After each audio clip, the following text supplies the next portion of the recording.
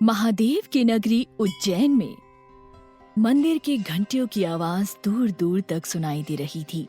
भोर की खूबसूरती और मंदिर से आती घंटियों की आवाज के साथ हर हर महादेव का उद्घोष वहां के माहौल को और भी मनमोहक बना रहा था। वहीं इस वक्त शिप्रा नदी के तट पर बैठी एक लड़की सुबह की खूबसूरती को निहार रही थी। सुबह की लालिमा में उसका दूध जैसा बेदाग गोरा रंग और भी निखर रहा था। उसकी काली झील सी बड़ी बड़ी आंखें, सुर्ख गुलाबी होठ और लंबे काले खूबसूरत बाल जो हवा के झोंके से उसके चेहरे पर बार बार आ रहे थे। ये लड़की थी माही, एकदम निश्चल, मासूम और दुनिया के हर छल कपट से अनजान। माही बिना कोई मेकअप के हल्के पीले रंग के अनारकली सूट में इतनी प्यारी लग रही थी कि किसी का भी ध्यान अपनी ओर खींच सकती थी। मंदिर की आरती के बाद शिप्रा नदी के किनारे बैठकर कुछ वक्त बिताना और उगते सूरज के खूबसूरत नजारे को देखना, ये उसका रोज का रूटीन था। माही सुबह की उस खूबसूरती में खोई हुई थी। तभी किसी ने उसे पीछे से आवाज दी, माही बिटिया, यही बैठी रहोगी या घर भी चलना है? माही ने पलट कर देखा और उसके चेहरे पर बड़ी सी मुस्कान आ गई। उसने खड़े होते हुए कहा, आ रहे हैं बाबा। माही के पिताजी गंगाधर शर्मा उज्जैन में ही एक छोटी सी नौकरी करते थे, जिससे उनका और माही का भरण पोषण अच्छे से हो जाता था। माही की माँ उसे जन्म देते ही गुजर गई थी। तब से गंगाधर जी ने माही को माँ और बाप दोनों का प्यार देकर बड़े नाजों से पाला था। हालांकि उनके बाकी सब रिश्तेदारों ने उन्हें दूसरी शादी के लिए कहा भी था, लेकिन वो माही के लिए सौतेली मां नहीं लाना चाहते थे। माही अपनी आरती की थाली लिए सीढ़ियां चढ़ते हुए ऊपर आई और मुस्कुराते हुए बोली, बाबा घर चलिए। माही के पिताजी ने मुस्कुराते हुए कहा, बच्चा तुम कभी यहाँ आना नहीं भूलती ना?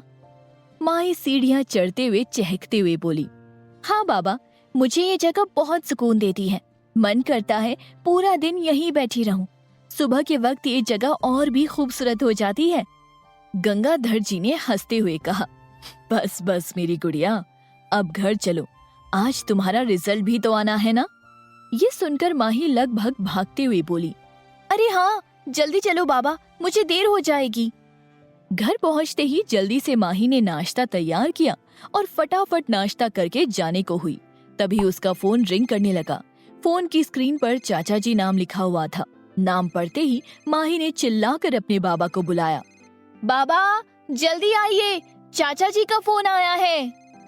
माही के चाचा जी महेश चंद शर्मा का नाम इंदौर शहर के बड़े बिजनेसमैन में शुमार था। उनके परिवार में बस उनकी पत्नी निर्मला देवी और उनकी बेटी सारिका थी। माही से 4 साल बड़ी सारिका माही को बहुत प्यार करती थी और उसके लिए हमेशा प्रोटेक्टिव भी रहती थी। उसकी करीब करीब रोज ही माही से बात होती रहती थी। माही अपने माँ बाप की शादी के 10 साल बाद, लेकिन गंगाधर कभी उज्जैन को छोड़कर जाना ही नहीं चाहते थे।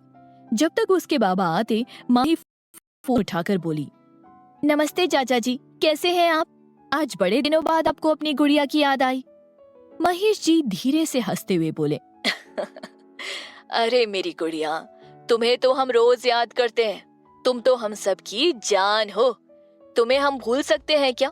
वैसे आज तुम्हारा रिजल्ट आने वाला है ना, उसके लिए बेस्ट ऑफ लक। माही ने भी बड़े प्यार से जवाब देते हुए कहा, धन्यवाद चाचा जी। अच्छा, आप बाबा से बात कीजिए, मुझे देर हो रही है, मैं वापस आकर आपसे बात करती हूँ। ये कहकर माही ने फोन गंगाधर जी को पकड़ा दिया और भागते हुए बाहर चली गई। पीछे से गंगाधर जी आवाज देते हुए बोले, अरे बिटिया ध्यान से। लेकिन तब तक माही घर से बाहर चली गई थी।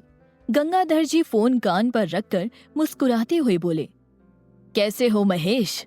महेश ने भी जवाब में कहा, सब अच्छा है भैया, आपका आशीर्वाद है। फिर कुछ सोचते हुए उन्होंने आगे कहा, भैया फिर आपने क्या सोचा है? गंगाधर ने हैरानी से पूछा, किस बारे में? महेश ने कहा, आपके और माही के यहाँ इंदौर आने के बारे में क्या सोचा है? गंगाधर याद करते हुए बोले, ओ वो नहीं महेश, मैं उज्जैन को छोड़कर कहीं नहीं जाऊंगा। यहाँ मेरी सुमित्रा की यादें बसती हैं, पर अब मैं चाहता हूं कि तुम माही को अपने साथ ले जाओ। महेश परेशानी जताते हुए बोले, पर भैया, माही आपके बगैर यहाँ आने के लिए राजी होगी क्या?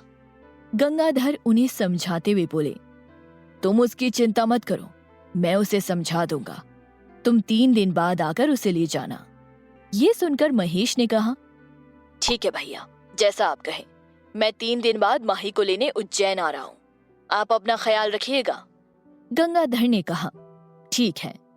ये कहकर गंगाधर ने फोन काट दिया, लेकिन अब उनकी आंखों में नमी थी, क्योंकि जब से माही पैदा हुई थी उन्होंने एक दिन भी उसे अपने आप से दूर नहीं किया था। लेकिन अब दिल पर पत्थर रखकर उन्हें माही को अपने आप से दूर करना पड़ रहा था।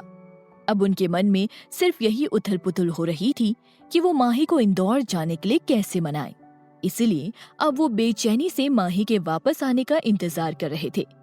दोपहर 11 बजे माही दौड़ते हुए आई और अपने बाबा को पुकारने लगी, बाबा, बाबा, कहाँ हैं आप?